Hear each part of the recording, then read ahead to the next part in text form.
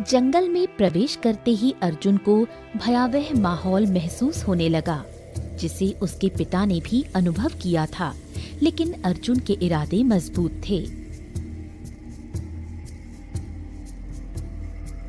अरे अरे अरे अरे अरे, तुम्हारी चाल ढाल तो उसी शिकारी के जैसी लगती है जो बरसों पहले यहाँ पे आया था।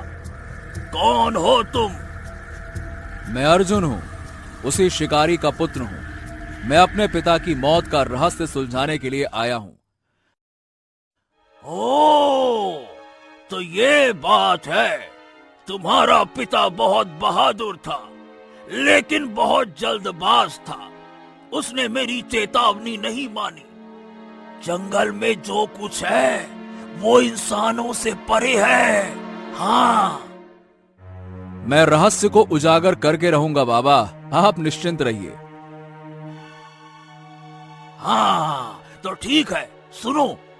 यहाँ से कुछ दूर एक खंडहर है। वहाँ तुम्हें एक औरत मिलेगी। तुम उसका सामना नहीं कर पाओगे। बरसों पहले मैं तुम्हारे पिता को यही बात तो बताना चाहता था, मगर वो मेरी पूरी बात सुने बगैर मुझे नजरअंदाज करके चला गया था। हाँ। इतना बोलकर बूढ़ा अपना हाथ आड़ी टेढ़ी दिशा में घुमाने लगा। अगले ही पल उसके हाथ में रंग बिरंगी किरणों से चमकता हुआ एक तीर आ गया। ये देखकर अर्जुन बुरी तरह से आश्चर्यचकित होकर बोला, अरे वाह, आप तो कोई जादूगर मालूम होते हैं बाबा। हाँ, मैं कौन हूँ इस बात का तुम्हें बहुत जल्द पता लग जाएगा। फिलहाल ये लो, तुम ये तीर रख लो। तुम्हें खंडहर में तारा नाम की औरत मिलेगी। तारा ने तुम्हारे पिता की हत्या की थी। वो तुम्हारे ऊपर अपने जादू की शक्ति से वार करेगी। तुम्हें इस तीर को अपने धनुष में चढ़ाकर उसके जादुई वार को रोकना होगा। ऐसा करते ही वो डर जाएगी और वहां से गायब हो जाएगी। तुम उस खंडहर की जांच पड़ताल करना। उसके बाद तुम्हें आगे क्या करना है ये मैं बताऊंगा। इतना कहकर वो बूढ़ा व्यक्ति वहां से गायब हो गया।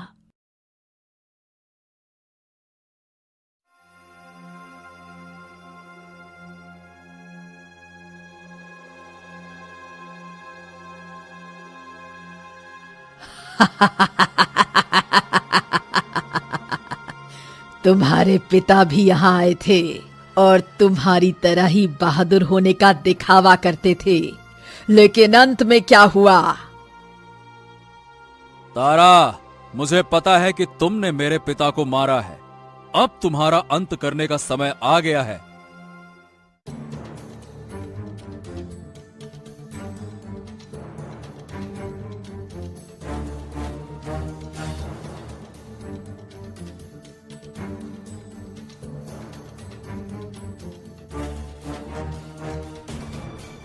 तुम्हें क्या लगता है कि तुम मुझे हरा सकते हो?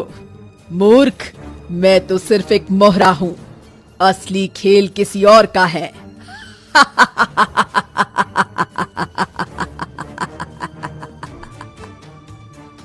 हाँ तो कौन है वो? बताओ मुझे, कौन है?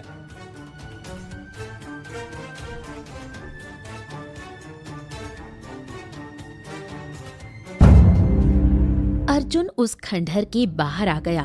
बाहर वही बूढ़ा व्यक्ति खड़ा था। अर्जुन सारी घटना बताते हुए उस बूढ़े व्यक्ति से बोला, बाबा, उस दरवाजे के पीछे क्या है?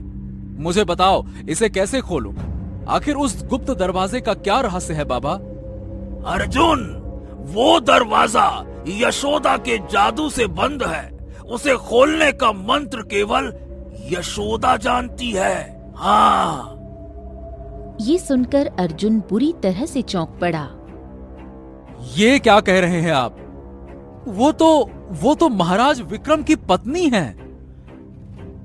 हाँ, उसने अपने पति राजा विक्रम को धोखा दिया और तारा के साथ मिलकर ये साजिश रची है, समझे? क्या? आखिर तारा का और महाराज विक्रम की पत्नी यशोदा का संबंध क्या है?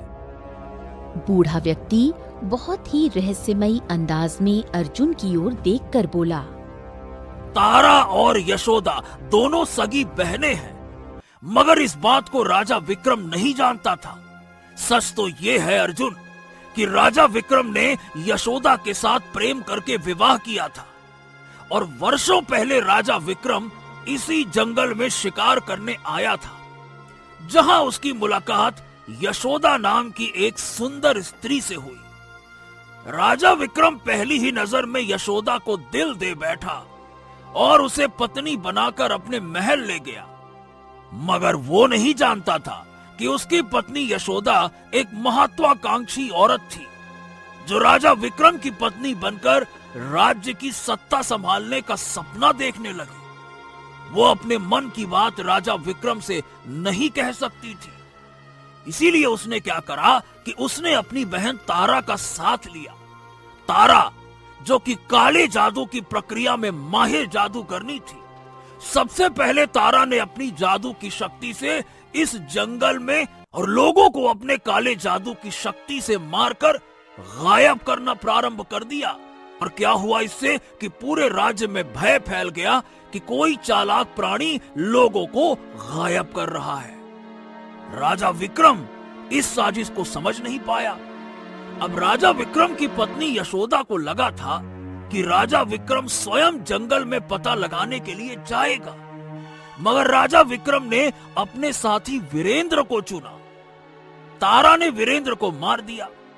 अब यशोदा समझ गई कि राजा विक्रम एक चालाक व्यक्ति है और फिर उसने महल में ही काला जादू करना प्रारंभ कर दिया और अपने काले जादू की शक्ति से ही राजा विक्रम को महल में ही जलाकर राख कर दिया। अब राजा विक्रम के मरने के बाद मंत्री जगन्नाथ ने रानी यशोदा को सत्ता संभालने के लिए कहा, जो कि यही तो चाहती थी और हो गया। अर्जुन, सच तो यह है कि यशोदा और तारा दोनों ही माहिर जादूगरनियां हैं और वो दोनों डायने हैं, और मुझे विश्वास है कि सत्ता के लालच में यशोदा अपने पुत्र राजकुमार आदित्य को भी जीवित नहीं छोड़ेगी, क्योंकि डायने अक्सर अपने पुत्र को भी खा जाया करती हैं। और ये कौन है? डायन ही तो है, डायन। ओ, ये बात है। लेकिन एक बात मेरी समझ में नहीं आई बाबा, आप इन सब के बारे में इतना सब कुछ कैसे जानते हैं? अर्जुन ने इतना कहा ही था कि तभी रंग बिरंगी किरणों के साथ वो बूढ़ा एक सुंदर युवक में परिवर्तित हो गया।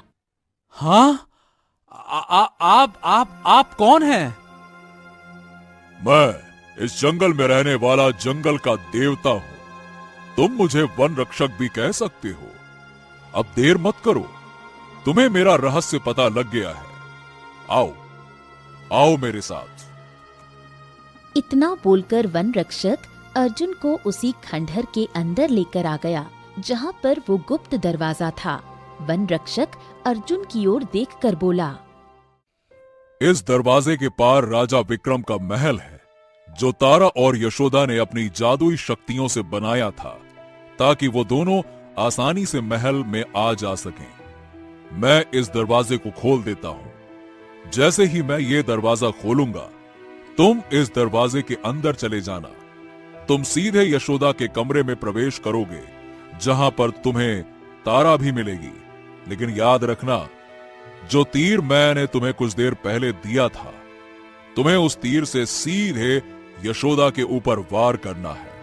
तीर जैसे ही यशोदा के शरीर पर लगेगा, यशोदा के शरीर में आग लग जाएगी, मगर उसके साथ साथ तारा के शरीर में भी आग लग जाएगी और उन दोनों का खेल वहीं समाप्त हो जाएगा।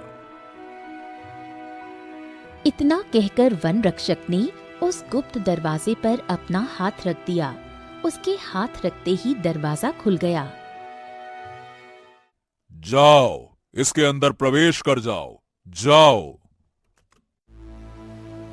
अर्जुन ने जैसे ही उस दरवाजे के अंदर प्रवेश किया, अचानक उसने अपने आप को यशोदा के कक्ष में पाया। अर्जुन ने देखा कि तारा और यशोदा दोनों वहां मौजूद थीं। यशोदा का चेहरा क्रूरता से दमक रहा था। अर्जुन गुस्से से यशोदा से बोला, यशोदा, राजा विक्रम और मेरे पिता को तुमने धोखा दिया। मैं तुम्हारे इस खेल का अंत करूंगा।